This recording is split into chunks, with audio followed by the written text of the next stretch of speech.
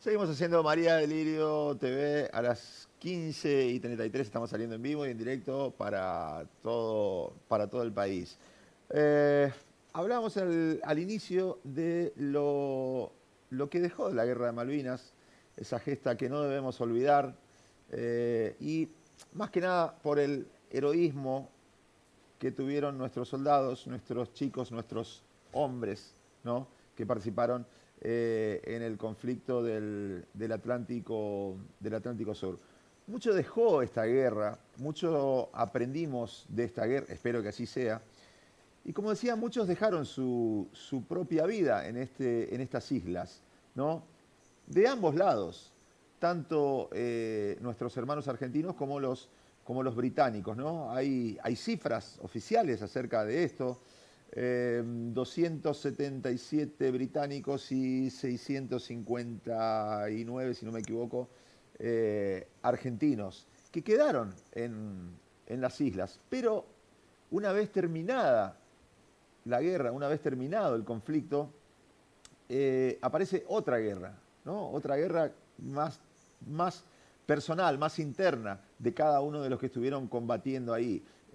¿Cómo podemos darnos cuenta de esto? Bueno, por la cantidad de suicidios que se produjeron una vez terminada la guerra, en ambos lados, ¿no? Ahí los números se equiparan un poquitito más, no quedan tan desparejos, no quedamos tan dispares en los números, sino que se van emparejando un poquito más en la cantidad de suicidios, tanto de argentinos como de británicos. Esto habla a las claras que una guerra deja un trauma que puede ser para toda la vida, un trauma temporal. Bueno, vamos a hablar un poquito de esto con la doctora Fabiana Sato, justamente especialista en trauma, que viene a visitarnos. ¿Cómo andamos, Fabiana? Hola, Mariano, ¿cómo estás? Bien, Bueno, encantada. muy bien. Más o menos quería meterme en este tema porque me parece que los datos hablan solos, ¿no? Tenemos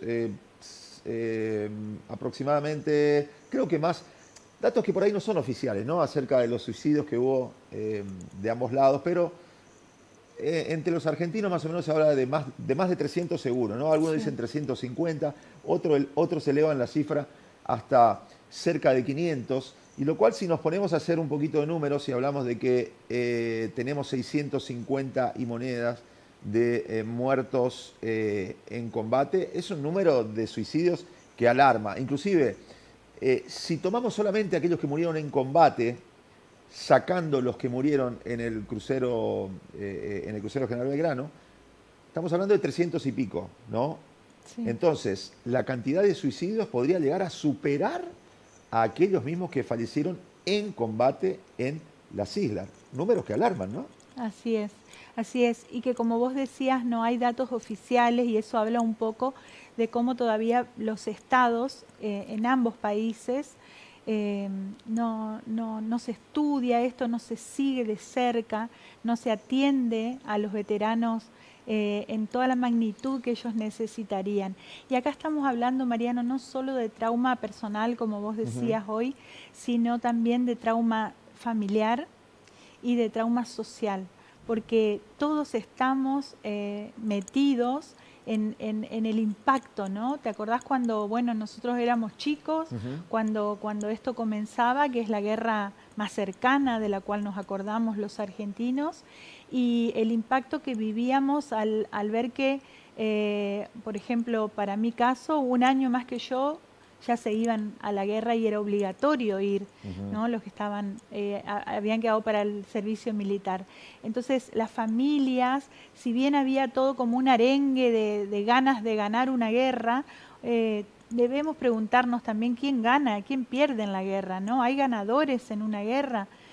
Cuando miramos esto 40 años después, y todos hemos tenido seguramente conocidos o familiares, o por lo menos un conocido veterano de guerra, ¿no? Y el silencio que estas personas llevan, el silencio que habla de la dificultad para ellos hablar de lo que vivieron, ¿sí? En esto se mezcla mucho, por ejemplo, la culpa del sobreviviente. Ujú. Muchos sienten, ¿por qué mi compañero y yo no? Porque estaban ahí al lado y capaz un compañero moría, ¿verdad? Entonces esto es muy difícil de seguir la vida hacia adelante plenamente, porque también hay flashback, que son las imágenes repetitivas, auditivas. Hay soldados que cuentan que dormían en el piso al volver, ¿no? Porque no podían dormir en una cama, o que ante cualquier ruido se alarmaban y se disparaba toda una activación traumática. Entonces, lo que les traigo como charla hoy es poder mirar la guerra de otra manera, ¿no? Mirar esta otra cara de la guerra y preguntarnos si realmente alguien gana. Y sí. Me decías, me quedé con una frase que me decías al principio, de que no es solamente un trauma personal, sino un trauma social. Y recordaba que la vuelta de aquellos chicos, soldados, héroes de Malvinas, se produjo muchas veces en medio de la noche y con indicaciones de contar lo mínimo indispensable de lo que había pasado. Tapados, prácticamente escondidos, ¿no? No hubo una vuelta que todos... Incluso pasaron muchos años para que se los empiece como a reconocer, a mirar. Exactamente. Bueno, eso más allá de también del tema político, eso habla también de Ahí que comienza un trauma, ¿no? Exacto. O sea, toda la sociedad vivió el trauma. Los chicos o los soldados que estuvieron en primera línea, digamos, ¿no? Por supuesto, pero todos recibimos el impacto. Fíjate vos cómo la sociedad tampoco puede hablar, incluso hoy cuesta mucho hablar del tema.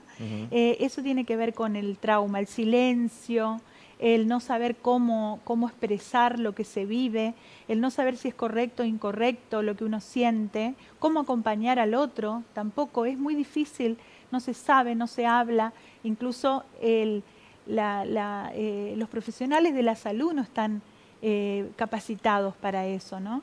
Entonces, ahí está bueno que empecemos a mirar de otra manera y ver de qué forma acercarnos internamente a lo que nos pasa con eso y también como sociedad. Te agrego otro datito más también de esa vuelta y de esa dificultad, de ese trauma social y de esa dificultad que seguramente ellos tuvieron que atravesar para volver a reinsertarse de alguna forma en la sociedad. Porque mucho se habló también de que hasta para conseguir algún tipo de trabajo eran como discriminados, ¿no? Viene de Malvinas, algo debe tener en la cabeza, ¿no? Entonces, es como que hasta en eso supongo que se sintieron un poco excluidos. Así es. ¿No? Sí, y lo mismo pasa con el otro bando, ¿no? Con los ingleses, que supuestamente son los ganadores. Como vos decías al principio, con estos datos duros, ¿cuántos suicidios hay, no? Y porque se trata, el soldado da todo, da todo, que es dar la vida, ¿no? Y también tiene su instinto de sobrevivencia, más allá que le guste o no la causa por la cual pelea esa guerra. Generalmente los hombres son obligados a ir a la guerra. Entonces, más allá que le guste o esté de acuerdo o no con la causa, está su vida en juego y tiene que avanzar, ¿no? Entonces hay algo instintivo que está ahí presente, pero también somos seres humanos. Entonces eso te atraviesa y sigue después dando cuenta de las consecuencias que eso trae para el individuo y para las familias y para las sociedades. Y el trauma individual, familiar o social tiende a repetirse. Todo lo que no se tramita se repite. De eso se trata el trauma, de repetición y repetición y repetición. En una persona lo vemos, por ejemplo, en pesadillas, en tipos de conducta. En una familia va a empezar a tener ciertos, por ejemplo, no hablar de cierto tema, no nombrar. En las familias de los veteranos sobrevivientes no se hablan. Ellos, los hijos de ellos, las parejas, dicen, no habla del tema, no podemos hablar porque él no quiere hablar. Entonces, todo alrededor de la familia se va creando una forma de interactuar en base a ese trauma, que viene a ser traumático para todos también. Y te pregunto, Fabiana, ¿está bien no hablar, mejor hablarlo, mejor soltarlo? Siempre es mejor hablarlo, porque cuando uno lo habla puede expresar lo que siente, lo que vivió, puede permitirse ser contenido, ser acompañado, ser entendido en algunas conductas que los demás no entienden, ¿verdad? Y acá estamos hablando de los signos agudos que, por supuesto, todos los veteranos sobrevivientes tuvieron, o casi todos. Hay personas más resilientes que tienen más recursos internos para afrontarlo y seguir adelante, y los que no, es como que en constelaciones familiares vemos como que el alma de los perpetradores y las víctimas quedan unidas. Y fíjate que perpetrador es el que hace daño al otro. Entonces no estamos hablando de un bando perpetrador y el otro víctima. Son ambos. En ambos hay perpetradores y víctimas, porque ambos bandos tienen que matar y ambos bandos pueden ser matados, ¿no? De los dos lados. Las almas, lo más profundo, la psiquis, Bert Hellinger habla del gran alma o de la conciencia profunda que nos une y donde todos pertenecemos y quedamos entrelazados por estos hechos, ¿sí? Entonces, a lo largo de las generaciones esto tiende a repetirse, a hacer síntomas para ser mirado. Hay por ahí una nota dando vuelta que Elda Peloso recibe a un inglés que enterró a su hijo en Islas Malvinas. Jeffrey Cardoso, sí. Jeffrey, bueno, no me acuerdo. Cardoso es el apellido del es inglés, y Elda Peloso. Y Elda Peloso de Colonia Pando, sí. Exacto. Y qué reparador eso, saber dónde está enterrado su hijo, que alguien le dio sepultura, que poder abrazar a esa persona que es del bando opuesto, ¿no? Entonces ahí vemos cómo estos actos, que también está lleno de esto, han ido reparando esa memoria y han ido como mostrándonos a todos que hay formas diferentes de vivir la posguerra, digamos, ¿no? Ese encuentro entre ambos bandos, si se quiere, pero que en definitiva somos todos humanos y todos tenemos sentimientos, termina siendo reparador, supongo, y el hecho... Para mí otro hecho que fue muy significante, el reconocimiento de aquellos soldados que solo eran conocidos por Dios, si bien no se terminó de reconocer a todos, pero el hecho de decir, tengo un lugar, así es, donde está el nombre de mi hijo, de quien sea, de mi familiar, termina siendo una especie de desahogo, ¿no es cierto?, también para la persona. Sí, le da sentido, puede uno cerrar, los familiares pueden como ir pudiendo quizás empezar a hacer el duelo, ¿no? Cuando habrán reconocido los cuerpos o la tumba, o muchos pudieron ir a Malvinas a ver la tumba de sus seres queridos. Entonces todo eso, como lo decís vos, le puede ir dando un cierre a las familias de los que quedan. No es un cierre total, obviamente, porque el dolor es inmenso y causa un impacto que cada familia irá viendo cómo lo puede ir tramitando, ¿no? Doctora, otra cosa, hablando de los nombres y todo eso, sería muy reparador para las sociedades que, por ejemplo, donde figuran los caídos en Malvinas, estén ambos bandos. Y eso prácticamente no se piensa, no se tiene en cuenta, porque seguimos leales a la... ¿Estamos preparados para eso? Mira, de lo contrario, la forma en que lo hacemos, estamos en una conciencia tribal, primitiva, arcaica. Y cuando lo pensamos así, nos miramos así, decimos, bueno, tenemos mucho más posibilidad de ser más evolucionados los seres humanos. ¿Qué es esta conciencia tribal? En la que me siento perteneciente a un grupo, cualquiera sea el grupo, lo vivimos todo el tiempo, hasta con los clubes de fútbol o con la política, y llevado a estos ámbitos se vive en los países, ¿no? Entonces, pertenezco a un grupo, defiendo este grupo, y el otro es el enemigo y tiene que ser eliminado, ¿no? Es una conciencia arcaica, muy primitiva. Pero lo vemos lamentablemente en este país a menudo. La vivimos, la sufrimos. Exacto. Y todos estamos de alguna forma en esa conciencia tribal también. Tomar conciencia de eso nos permite estar en otro tipo de conciencia, o conciencia espiritual, le llama Hellinger, pero hemos visto mucho, Mandela, Gandhi, tenían este tipo de conciencia. Nuestros originarios, cuando decía yo soy otro tú, era el saludo maya, in Lakesh, yo soy otro tú. Entonces, en los originarios de Australia, de África, de Alaska, viven este somos uno, o somos, para no desconocer tanto al otro como con la necesidad de eliminarlo, ¿no? Entonces, tenemos muchos ejemplos de que sí es posible, digamos, pero hoy en día hemos perdido mucho la conciencia de eso. Por eso es bueno cuando recordamos una guerra, que está bueno recordarla, poder mirarla de otra forma también, porque si la seguimos mirando desde la conciencia tribal, estamos listos para pelearla nuevamente. Y es como si le dijéramos a nuestros soldados o a nuestros jóvenes, vayan y peleen, den la vida por nuestra patria, por nosotros, por lo que sea, sabiendo, o por lo menos es como muy evidente, que en una guerra no hay ganadores, todos pierden. Todos pierden, todos pierden. Doctora, ¿sabés si existe para los veteranos de Malvinas algún tipo de acompañamiento desde lo emocional? ¿Tenés datos de eso? ¿Si se los acompaña o simplemente que cada uno se arregle de forma privada como puede, digamos? Al correr de los años ha habido ese acompañamiento, ¿no? Incluso, bueno, todo el acompañamiento social del Estado también, pero al principio no era así, era como muy individual la movida y el pedido de ayuda.